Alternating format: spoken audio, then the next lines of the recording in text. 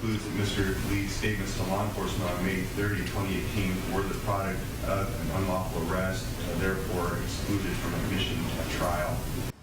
A confession from the former Lewis and Clark High School student accused of making social media threats cannot be used in his trial. And this is a big shakeup for the case. Ryan Lee's defense attorneys argued the traffic stop last year that led to a confession was unconstitutional. Today, a judge agreed and tossed it out.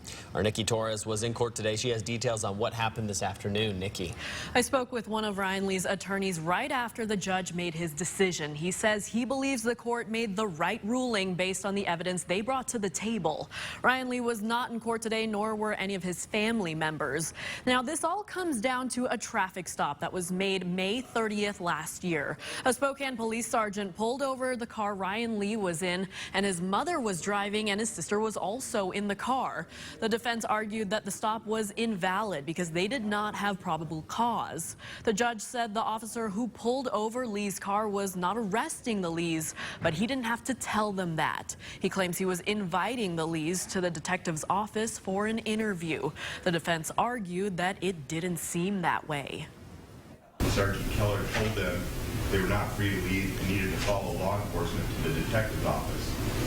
Mr. Lee states that Sergeant Keller's statements and his body language made him feel that he had no choice but to follow law enforcement to the detective's office. The judge said Sergeant Keller said in an affidavit that he does not fully remember what he said, but denies making the statement the Lee says he made.